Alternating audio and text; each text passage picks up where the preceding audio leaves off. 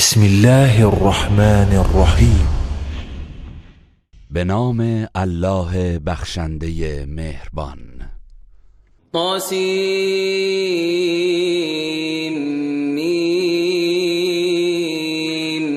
تا سین میم. تلك آیات الكتاب المبین. این آیات کتاب روشنگر است. نتلو عليك من نبأ موسى وفرعون بالحق لقوم يؤمنون. بخش‌هایی از داستان موسی و فرعون را برای کسانی که ایمان آورده اند به درستی بر تو تلاوت می‌کنیم. إن فرعون علا في الأرض وجعل أهلها شيعا يستضعف طائفة منهم يذبح أبناءهم ويستحيي نساءهم إنه كان من المفسدين. بیگمان فرعون در زمین برتری جست و اهل آن را به گروه‌هایی تقسیم نمود. گروهی از آنان را به ضعف و ناتوانی می‌کشاند، چنان که پسرانشان را می‌کشت و دختران و زنانشان را برای کنیزی زنده نگه می‌داشت. بی تردید او از تبهکاران بود. ونريد أن نمن على الذين استضعفوا في الأرض ونجعلهم أئمة ونجعلهم الوارثين. و ما خواستیم که بر بنی اسرائیل که در سرزمین مصر به خواری کشیده شده بودند با نابود کردن دشمنشان منت بگذاریم و آنان را پیشوایان مردم نماییم و پس از هلاک فرعون ایشان را وارثان سرزمین شام قرار دهیم. ونمكن لهم في الأرض ونري فرعون وهامان وجنودهما منهم ما كانوا يحذرون. و به آنان در زمین حکومت دهیم و به فرعون و وزیرش هامان و سپاهیانشان سرنوشتی را که از آن می ترسیدند نشان دهیم. و اوحینا الى ام موسی ان ارضعیه فاذا خفت عليه فالقيه في اليم ولا تخافي ولا تحزني إنا رادوه إليك وجاعلوه من المرسلين. و به مادر موسی الهام کردیم که او را شیر بده و هنگامی که از آسیب فرعونیان بر او ترسیدی او را در جعبه‌ای به نیل بینداز و نترس و اندوهگین مشو، یقیناً ما او را به تو باز می‌گردانیم و از زمره پیامبران قرار می‌دهیم. فالتقطه آل فرعون ليكون لهم عدوا وحزنا إن فرعون وهامان وجنودهما كانوا خاطئين. پس چون مادر موسی چنین کرد خاندان فرعون او را از آب برگرفتند تا سرانجام سالها بعد این فرزند بنی اسرائیل دشمن و مایه اندوهشان گردد. مسلماً فرعون و هامان و سپاهیانشان گناهکار بودند. وقالت امرأة فرعون قرة عين لي ولك لا تقتلوه عسى أن ينفعنا أو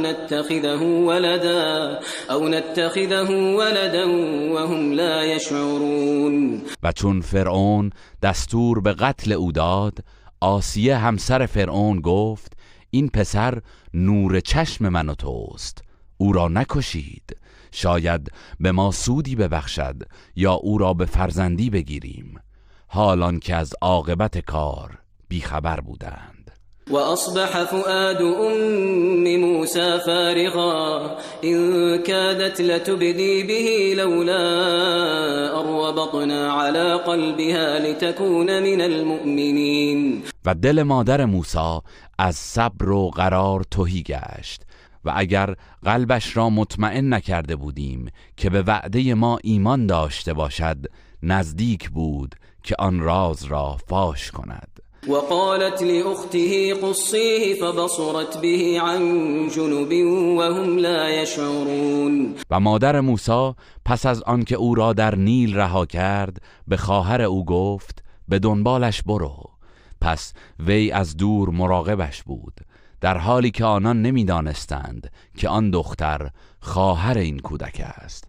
وحرمنا عليه المراضع من قبل فقالت هل أدلكم على أهل بيت يكفلونه لكم وهم له ناصحون. و ما شیر همه زنان شیرده را از قبل بر او حرام کردیم، به گونه‌ای که سینه هیچ یک را نپذیرفت.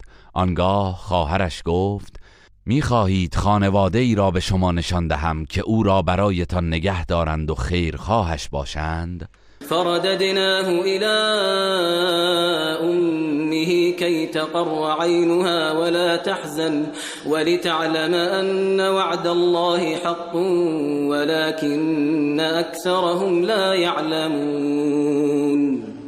پس آنان پذیرفتند و بدین صورت او را به مادرش بازگرداندیم تا چشمش روشن گردد و غمگین نباشد و تا بداند که وعده الله حق است، ولی بیشتر مشرکان نمیدانند. ولما بلغ أشده واستوى آتيناه حكما وعلما وكذلك نجزي المحسنين. و چون موسی به رشد و کمال خیش رسید و برومند شد، به او نبوت و دانش عطا کردیم و نیکوکاران را این چنین پاداش می‌دهیم. ودخل المدينة على حين غفلة من أهلها فوجد فيها رجلين يقتتلان هذا من شيعته وهذا من عدوه فاستغاثه الذي من شيعته على الذي من عدوه فوكزه موسى فقضى عليه قال هذا من عمل الشيطان إنه عدو مضل مبین. هنگامی که مردم مشغول استراحت و بیخبر بودند، موسی مخفیانه وارد شهر شد. ناگهان دو مرد را دید با یکدیگر درگیر شده اند. یکی از آنان از قوم بنی اسرائیل و از دوستان موسی بود و دیگری قبطی بود و از دشمنانش. پس آن که از دوستان او بود علیه دشمنش از موسی یاری خواست. پس موسی مشت محکمی به وی زد و او را از پای درآورد.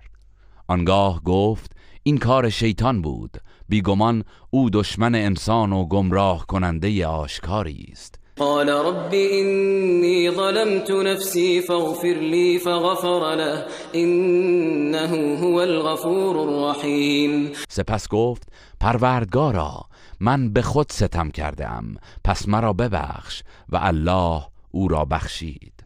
بی تردید او آمرزنده مهربان است. قال رب بما انعمت علی فلن اكون ظهیرا للمجرمین. آنگاه گفت پروردگارا به شکرانه نعمتی که بر من عطا کردی هرگز پشتیبان مجرمان نخواهم بود. فأصبح في المدينة خائفا يترقب فإذا الذي استنصره بالأمس يستصرخه قال له موسى إنك لغوي مبين. موسی شب را با ترس و نگرانی در شهر به صبح رساند که ناگاه مردی که دیروز از او یاری خواسته بود باز به فریاد از او یاری خواست.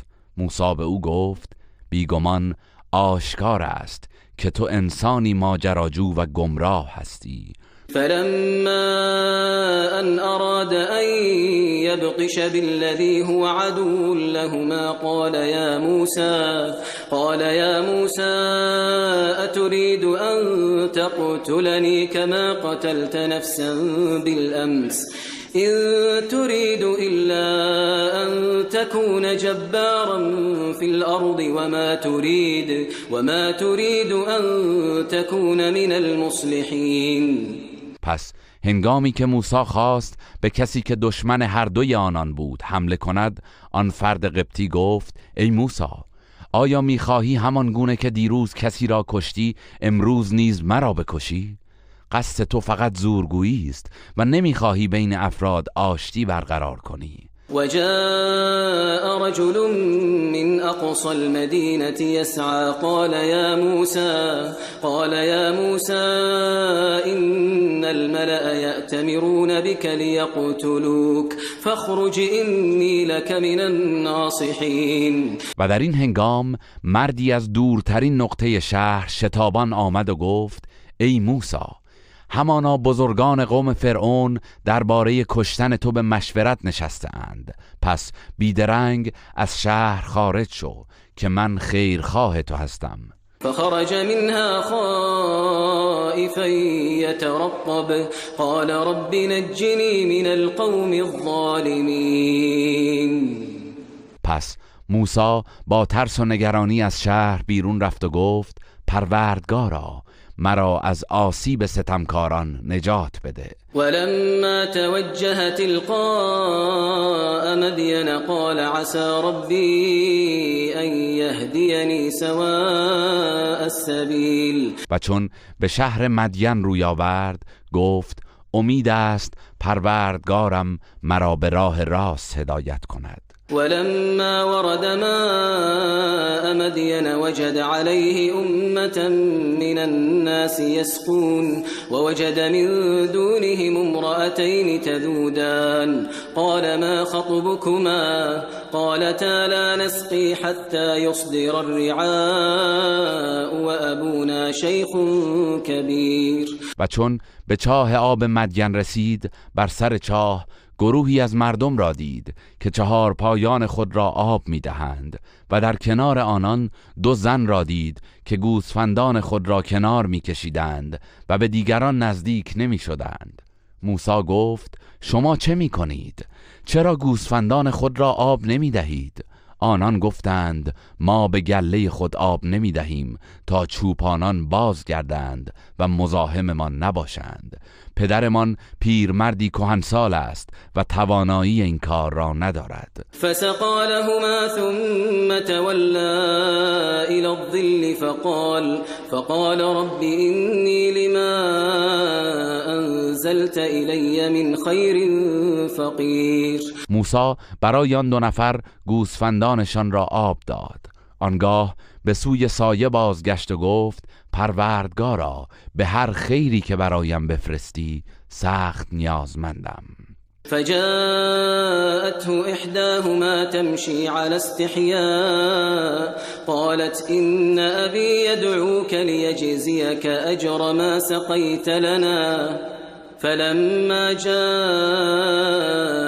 وقص عليه القصص قال لا تخف نجوت من القوم الظالمين. آنگاه یکی از آن 2 زن در حالی که با نهایت حیا گام بر می داشت به نزدش آمد و گفت پدرم تو را دعوت می کند که به نزدش بروی تا مزد آب دادن گوسفندان را که برایمان انجام دادی به تو پرداخت کند.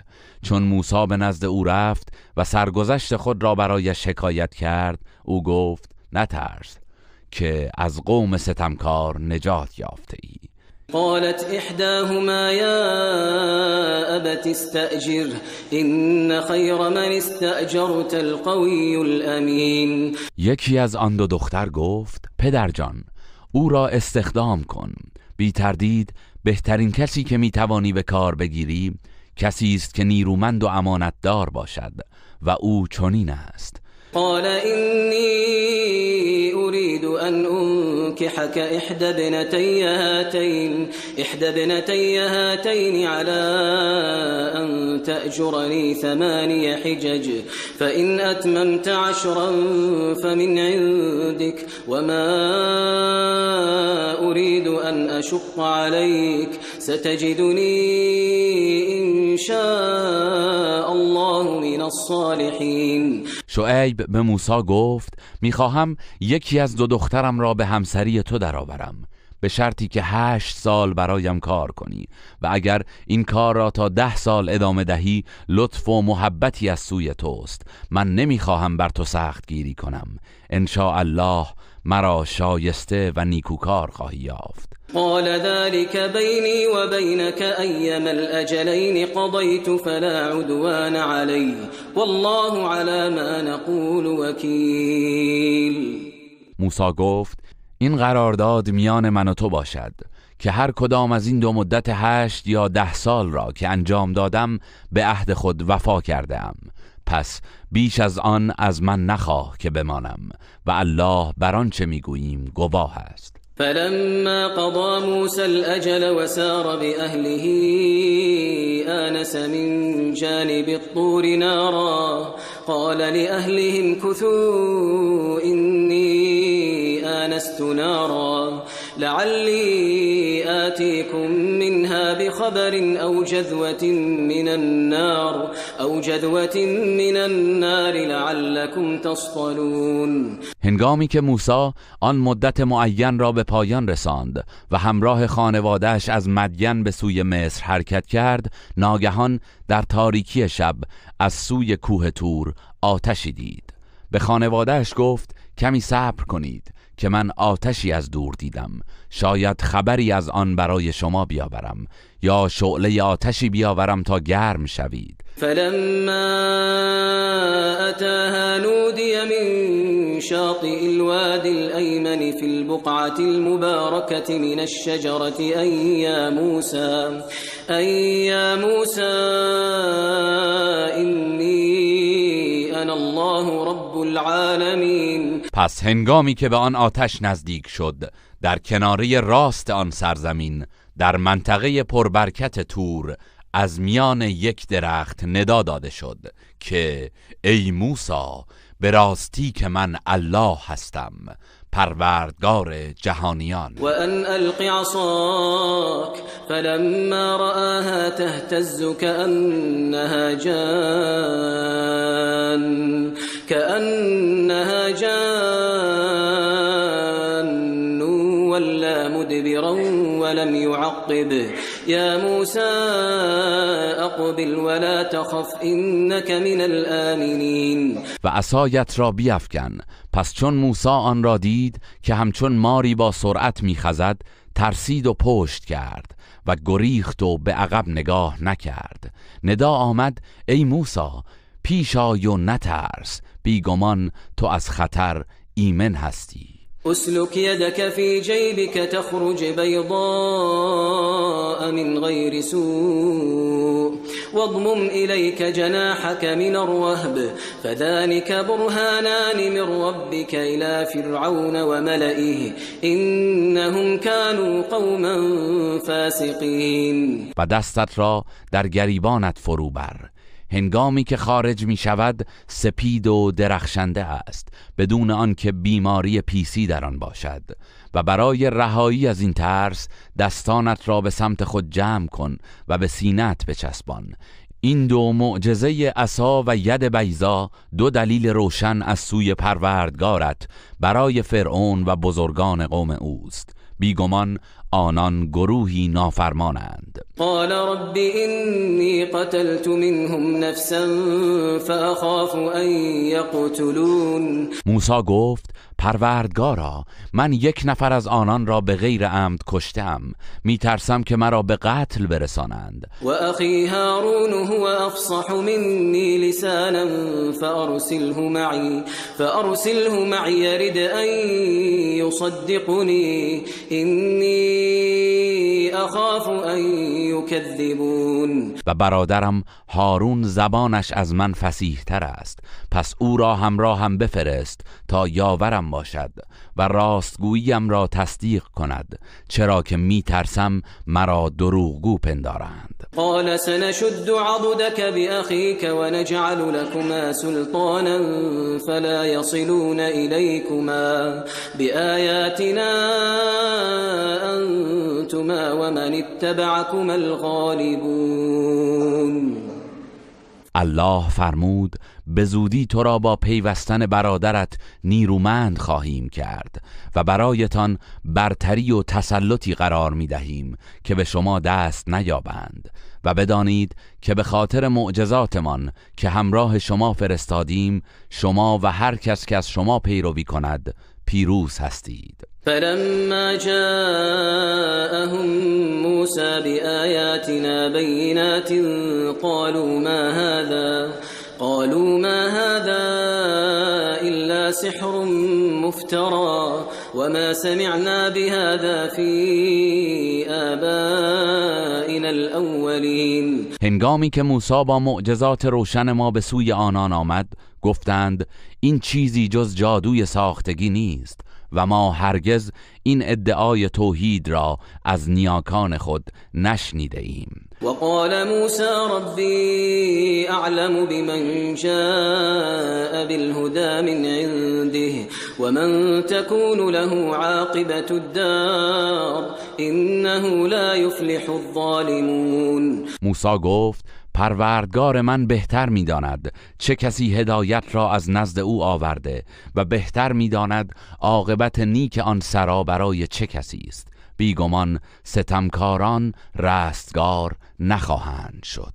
وقال فرعون يا أيها الملأ ما علمت لكم من إله غيري فأوقد لي يا هامان على الطين فاجعل لي صرحا لعلي أطلع إلى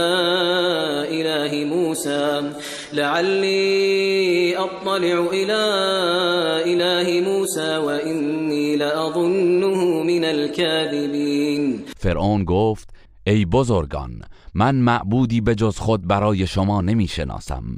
پس ای هامان، برایم آتشی بر گل برافروز و آجر بپز، آنگاه برج بلندی بساز، باشد که از معبود موسی با خبر شوم، هرچند که من او را دروغگو می پندارم. واستكبر هو وجنوده في الأرض بغير الحق وظنوا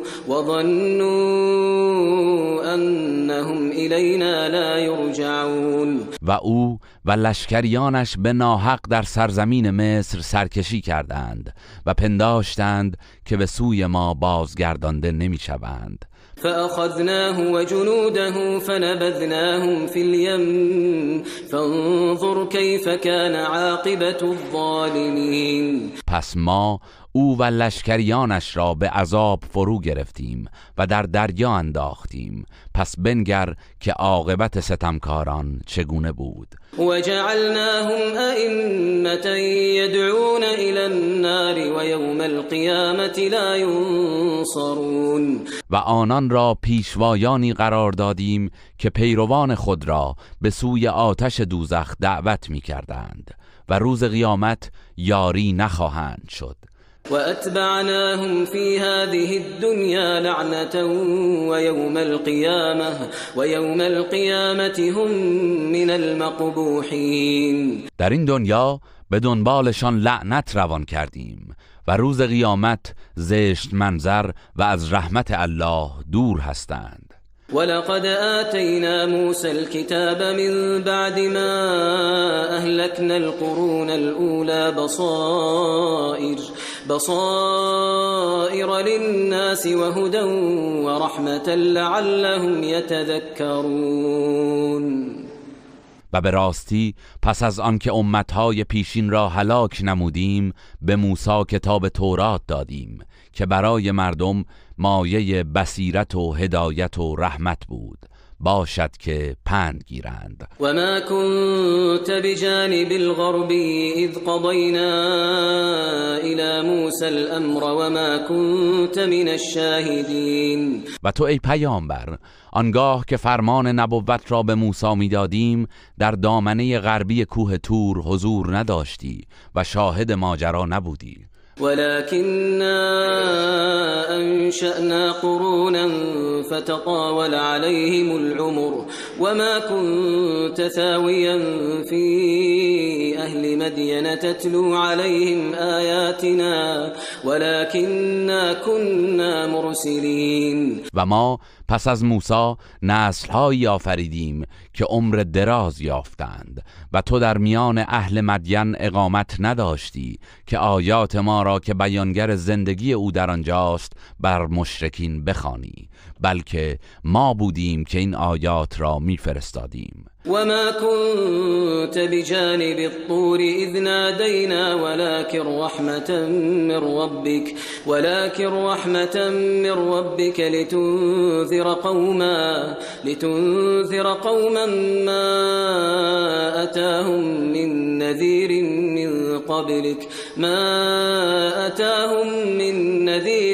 من قبلك لعلهم يتذكرون. و آنگاه که به موسی ندا دادیم تو در کنار کوه طور نبودی، ولی به عنوان رحمتی از سوی پروردگارت به تو وحی نمودیم تا گروهی را که پیش از تو بیم دهنده‌ای به سراغشان نیامده است بیم دهی، باشد که پند پذیرند. ولولا أن تصيبهم مصيبة بما قدمت أيديهم فيقولوا ربنا لولا أرسلت إلينا رسولا فنتبع آياتك ونكون من المؤمنين. و اگر چنین نمی کردیم هرگاه به سبب اعمالی که مرتکب شده بودند عذابی به آنان می رسید می گفتند پروردگارا چرا پیامبری به سوی ما نفرستادی تا از آیات تو پیروی کنیم و از مؤمنان باشیم.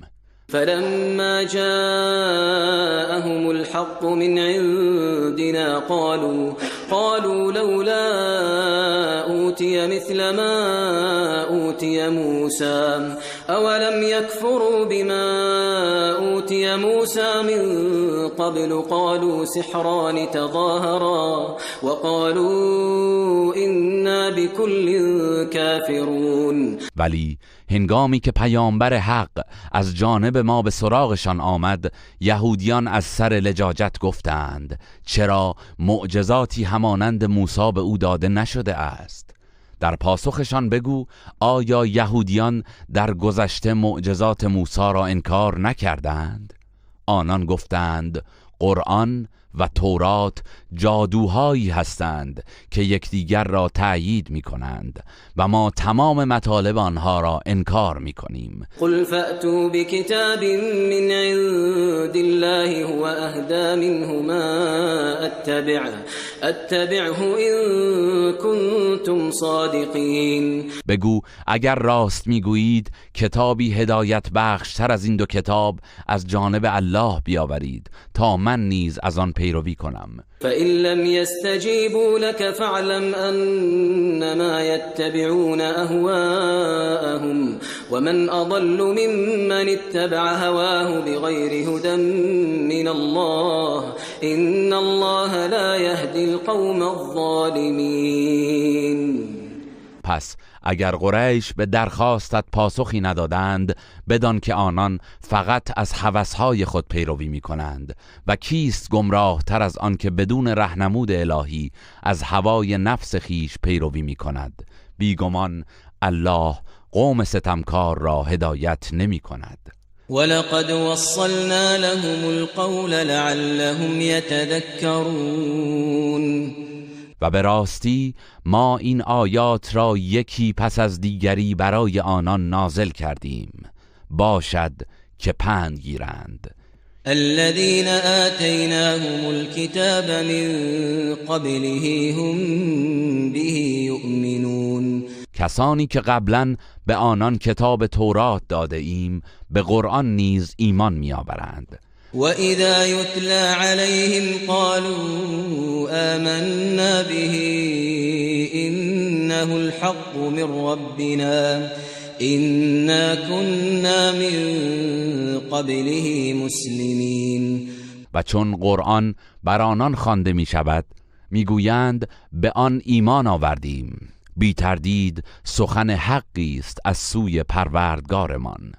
به راستی که ما پیش از نزول آن نیز تسلیم فرمان پروردگار بوده ایم. اولئک یؤتون اجرهم مرتين بما صبروا ويدرؤون بالحسنة السيئة ومما رزقناهم ينفقون. آنها کسانی هستند که اجر و پاداششان را 2 بار دریافت می کنند به پاس آنکه شکیبایی نمودند و با اعمال نیک گناهان و بدیها را دفع می کنند و از آنچه به آنان روزی داده ایم انفاق می نمایند. و اذا سمعوا اللغو اعرضوا عنه وقالوا لنا اعمالنا ولكم اعمالكم سلام علیکم لا نبتغی الجاهلین. و هنگامی که سخن بیهوده و ناشایستی میشنوند با بی‌توجهی از آن روی گردانده و میگویند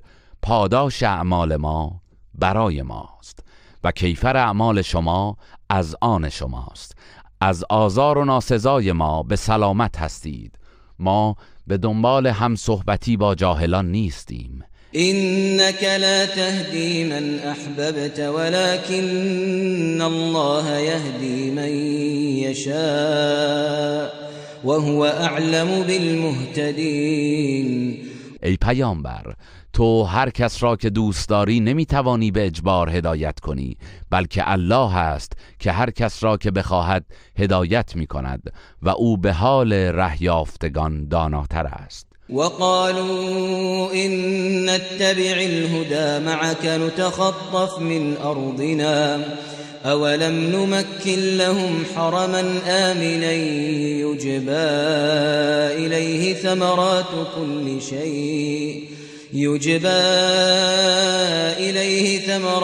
كل شيء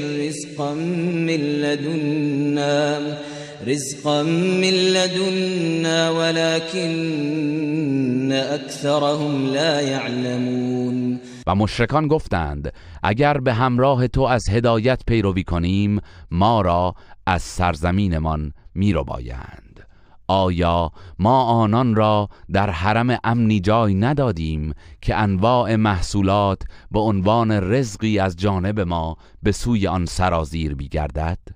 ولی بیشترشان قدر نعمتهای الهی را نمیدانند. وكم أهلكنا من قرية بطرت معيشتها فتلك مساكنهم لم تسكن من بعدهم إلا قليلا وكنا نحن الوارثين. و چه بسیار از مردم شهرهایی را که بر اثر فزونی نعمت مست و مغرور شده بودند هلاک کردیم.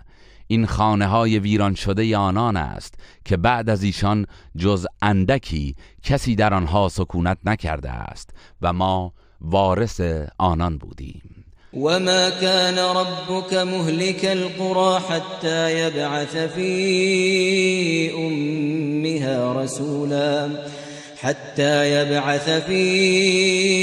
أمها رسولا يتلو عليهم آياتنا وما كنا مهلك القرى إلا وأهلها ظالمون.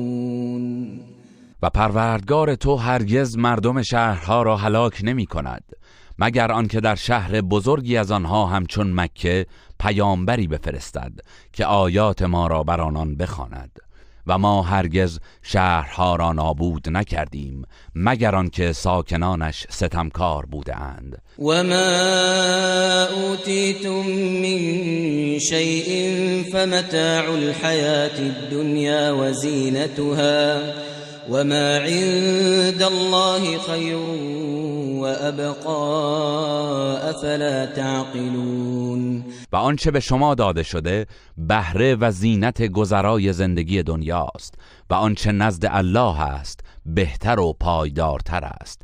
آیا نمی اندیشید؟ افمن وعدناه وعدا حسنا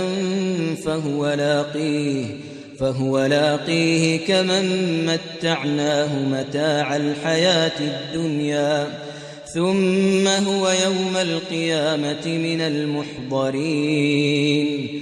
آیا کسی که به او وعده نیکو داده ایم و به آن خواهد رسید همچون کسی است که او را از بهره زندگی دنیا برخوردار ساخته ایم و روز قیامت برای عذاب احضار خواهد شد؟ و یوم ینادیهم فيقول أين شركائي الذين كنتم تزعمون. و یاد کن روزی را که الله به آنان ندا می‌دهد و میگوید افرادی که شریکان من در پرستش میپنداشتید کجا هستند؟ قال الذين حق عليهم القول ربنا هؤلاء الذين أغويناهم كما غوينا تبرأنا إليك ما كانوا إيانا يعبدون. کسانی از سران کفار که عذاب برایشان حتمی شده میگویند پروردگارا اینها کسانی هستند که ما گمراهشان کردیم چنان که خود نیز گمراه شدیم. از شرک ایشان به سوی تو بیزاری می جوییم. در حقیقت آنان ما را نمی پرستیدند بلکه شیطان را پرستش می کردند. وقيل ادعوا شركاءكم فدعوهم فلم يستجيبوا لهم ورأوا العذاب لو أنهم كانوا يهتدون. و به مشرکان گفته می شود شریکانتان را که به جای الله پرستش می کردید فرا بخوانید تا یاریتان کنند. پس آنان را می خوانند ولی پاسخی به ایشان نمی دهند و عذاب الهی را می بینند و آرزو می کنند که ای کاش هدایت یافته بودند. و یوم ینادیهم فیقول ماذا اجبتم المرسلین. و روزی که الله آنان را ندا می دهد و می فرماید به دعوت پیامبران چه پاسخی دادید؟ فعمیت علیهم الانباء یومئذ فهم لا یتساءلون. در آن روز همه دلایل و بهانه هایی که برای توجیه دارند از آنان پنهان می گردد و از شدت عذاب از حال یکدیگر نیز نمی پرسند. فاما من تاب و آمن وعمل صالحا فعسى أن يكون من المفلحين. اما کسی که توبه کند و ایمان آورد و کار شایسته انجام دهد امید است که از رستگاران باشد. و ربک یخلق ما یشاء و یختار ما کان لهم الخیره سبحان الله و تعالی عما یشرکون. و پروردگارت هرچه بخواهد می آفریند و به نبوت بر می گزیند. مشرکان اختیاری ندارند که در این مورد اعتراض کنند. الله منزه و برتر است از آنچه شریکش قرار می دهند. و ربک یعلم ما تکن صدورهم و ما یعلنون. و پروردگارت آنچه را در سینه هایشان پنهان می کنند و آنچه را آشکار می سازند می داند. و هو الله لا اله الا هو له الحمد في الأولى والآخرة وله الحكم وإليه ترجعون. و او الله است که هیچ معبودی به حق جز او نیست. ستایش در دنیا و آخرت برای اوست و حکم و فرمان روایی نیز از آن اوست و همگی به سوی او بازگردانده می شوید. قل أرأيتم إن جعل الله عليكم الليل سرمدا إلى يوم القيامة من إله غير الله يأتيكم بضياء أفلا تسمعون. ای پیامبر بگو به من بگویید اگر الله شب را تا روز قیامت بر شما پاینده گرداند جز الله کدامین معبود برایتان روشنی می آورد؟ آیا سخن حق را نمی شنوید؟ قل أرأيتم إن جعل الله عليكم النهار سرمدا إلى يوم القيامة من إله غير الله يأتيكم بليل تسكنون فيه أفلا تبصرون. بگو به من بگویید اگر الله روز را تا روز قیامت بر شما پاینده گرداند، جز الله کدامین معبود برایتان شبی می آورد که در آن آرام بگیرید؟ آیا این نشانه های الهی را نمی بینید؟ و من رحمته جعل لكم اللیل والنهار لتسكنوا فيه ولتبتغوا من فضله ولعلكم تشكرون. و الله از رحمت خیش شب و روز را برایتان قرار داد تا در شب آرام گیرید و در روز از بخشش او روزی بجویید و باشد که سپاس گذارید. و یوم ینادیهم فیقول این شرکائی الذین کنتم تزعمون. و یاد کن روزی که الله آنان را ندا می دهد و می فرماید کجا هستند شریکانی که برای من می پنداشتید؟ و نزعنا من كل امة شهیدا فقلنا هاتوا برهانكم فعلموا ان الحق لله وضل عنهم ما كانوا يفترون. و از هر امتی گواهی برمیگزینیم تا در مورد کفر آنان شهادت دهد، سپس به آنان میگوییم دلیل کفر و شرک خود را بیاورید. آنگاه میدانند که حق از آن الله است و دروغ‌هایی که میبافتند و آنچه مشرکانه میپرستیدند همه محو و نابود گشته است. این قارون کان من قوم موسی فبغى عليهم وآتيناه من الكنوز ما إن مفاتحه لتنوء بالعصبة أولي القوة إذ قال له قومه لا تفرح إن الله لا يحب الفرحين. قارون از قوم موسی بود، اما بر آنان فخر فروشی و ستم کرد. ما آنقدر گنجینه به وی داده بودیم که حتی حمل کلیدهایش برای گروهی نیرومند مشکل بود. هنگامی که قومش به او گفت به خاطر ثروتت چنین سرمست نباش، بی تردید الله سرمستان مغرور را دوست ندارد. وابتغ فيما آتاك الله الدار الآخرة ولا تنس نصيبك من الدنيا وأحسن كما أحسن الله إليك ولا تبغ الفساد في الأرض إن الله لا يحب المفسدين. و با آنچه الله به تو بخشیده است ثواب سرای آخرت را بجوی و در عین حال بهره‌ات را از زندگی دنیا نیز فراموش نکن و چنان که الله به تو نیکی کرده است تو نیز به بندگانش نیکی کن و هرگز در پی تبهکاری و فساد در زمین نباش. بیگمان الله تبهکاران را دوست ندارد. قال إنما أوتيته على علم عندي أولم يعلم أن الله قد أهلك من قبله من القرون من هو أشد منه قوة وأكثر جمعا ولا يسأل عن ذنوبهم المجرمون. قارون گفت من این ثروت را تنها در نتیجه دانش و قدرت خود به دست آوردم.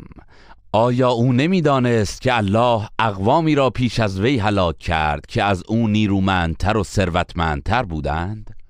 و در روز قیامت از مجرمان درباره گناهانشان سؤال نمی شود. فخرج على قومه في زینته قال الذين يريدون الحياة الدنيا يا ليت لنا مثل ما أوتي قارون إنه لذو حظ عظيم. آنگاه قارون با تجملات و زینتهای خود در برابر قومش ظاهر شد. کسانی از اطرافیانش که خواهان زندگی دنیا بودند گفتند ای کاش همانند آنچه به قارون داده شده ما نیز داشتیم. به راستی که او بهره بزرگی از مال دنیا دارد. وقال الذين اوتوا العلم ويلكم ثواب الله خير لمن آمن وعمل صالحا ولا يلقاها الا الصابرون. اما کسانی که دانش حقیقی یافته بودند گفتند وای بر شما، برای کسی که ایمان آورده و کارهای شایسته انجام می‌دهد ثواب الهی بهتر است و این سخن را کسانی بجز شکیبایان نمیپذیرند. فخسفنا به و بداره الارض فما كان له من فئة ينصرونه من دون الله وما كان من المنتصرین. آنگاه قارون را همراه با خانش در زمین فرو بردیم و گروهی نداشت که در برابر عذاب الله او را یاری کنند و خود نیز نتوانست از خویشتن دفاع کند. و اصبح الذين تمنوا مكانه بالامس يقولون ويكأن الله يبسط الرزق لمن يشاء من عباده ويقدر لولا أمن الله علينا لخسف بنا ويكأنه لا يفلح الكافرون. و کسانی که دیروز آرزو می کردند به جای او باشند می گفتند وای بر ما، گویی الله نعمت و روزی را بر هر کس که بخواهد گسترده می دارد و یا تنگ می گیرد. اگر الله بر ما منت ننهاده بود بی تردید ما را نیز به اعماق زمین فرو می برد. ای وای، گویی کافران هرگز رستگار نمی شوند. تلك الدار الآخرة نجعلها للذین لا يريدون علوا في الأرض ولا فسادا والعاقبة للمتقین. این سرای آخرت را فقط برای کسانی قرار می دهیم که خواهان برتری جویی و تبهکاری در زمین نیستند و سرانجام نیک برای پرهیزکاران است. من جاء بالحسنة فله خير منها ومن جاء بالسيئة فلا يجزى الذين عملوا السيئات إلا ما كانوا يعملون. در روز قیامت کسی که نیکی بیاورد پاداشی بهتر از آن خواهد داشت و کسی که بدی بیاورد بداند که مجازات کسانی که کارهای ناشایست انجام داده اند جز به مقدار اعمالشان نخواهد بود. إن الذي فرض عليك القرآن لرادك إلى معاد قل ربي أعلم من جاء بالهدى ومن هو في ضلال مبين. کسی که قرآن را نازل نمود و تبلیغش را بر تو واجب کرد قطعاً تو را به جایگاهت در مکه باز می‌گرداند. بگو پروردگارم بهتر می‌داند که چه کسی هدایت آورده و چه کسی در گمراهی آشکار است. و ما كنت ترجو ان يلقى إليك الكتاب إلا رحمة من ربك فلا تكونن ظهيرا للكافرين. و تو امید نداشتی که این کتاب آسمانی بر تو نازل شود، این نبود مگر رحمتی از جانب پروردگارت، پس هرگز پشتیبان کافران مباش. ولا يصدنك عن آیات الله بعد اذ انزلت إليك وادع إلى ربك ولا تكونن من المشركين. و مبادا کافران تو را از تبلیغ آیات الهی پس از آن که بر تو نازل شده است باز دارند و به سوی پروردگارت دعوت کن و هرگز از مشرکان مباش. ولا تدع مع الله إلها آخر لا إله إلا هو كل شيء هالك إلا وجهه له الحكم وإليه ترجعون. و معبود دیگری با الله به نیایش مخوان. هیچ معبودی به حق جز او نیست. همه چیز جز روی او فناپذیر است. فرمان روایی تنها از آن اوست و در روز قیامت همگی به پیشگاهش بازگردانده می شوید.